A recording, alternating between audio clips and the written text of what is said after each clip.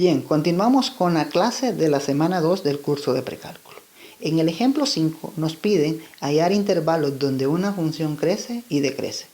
Y nos pide primero en el caso A trazar la gráfica de la función f de x, es decir, f de x igual a x a la 2/3. El gráfico de esta función lo podemos hacer haciendo uso de la herramienta GeoGebra, ¿no? ¿Verdad? Bien, en el caso B me piden encontrar el dominio y el rango de esta función. Como verán, acá el gráfico de la función está limitado en un intervalo o en un rectángulo de visión. Pero nosotros sabemos que este gráfico se extiende a menos de infinito y se extiende a más de infinito para el caso del eje X. Es decir, que el dominio de esta función es todo R. Es decir, el dominio de f es todo R, que es equivalente al intervalo abierto de menos infinito a más infinito. Además, otra forma de que las únicas dos maneras donde el dominio de una función no es todo R es cuando tenemos una función racional o cuando tenemos una función donde se ven involucradas raíces enésimas de orden par. Pero esta función no tiene ninguna de esas formas. Por lo tanto, el dominio de la función f es todo R, ¿verdad? Bien.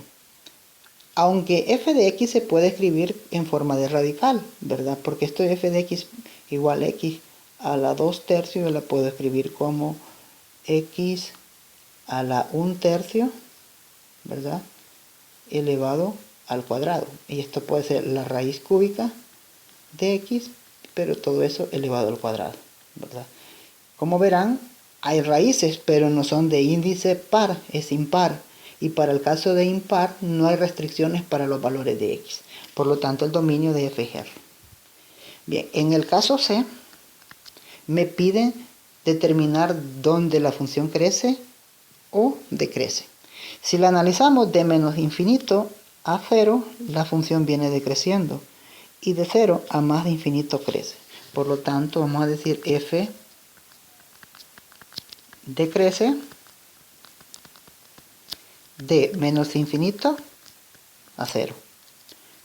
Y f crece de 0 a más infinito.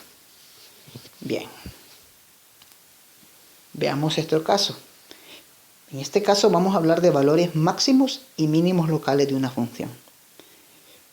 El valor máximo de una función f de a ocurre cuando x vale a, es decir, que el valor máximo es el punto más alto en el eje y por parte de la función.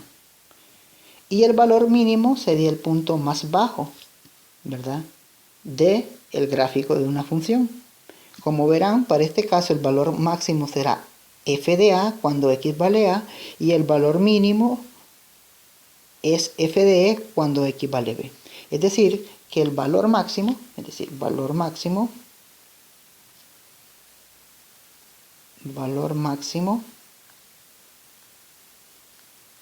ocurre en el punto a, f de a. Y el valor mínimo ocurre en el punto b, f de b. Ese sería el valor más bajo y el valor más alto. Bien. Entonces, cuando nosotros queremos encontrar valores máximos, vamos a identificar el punto más alto del gráfico de la función.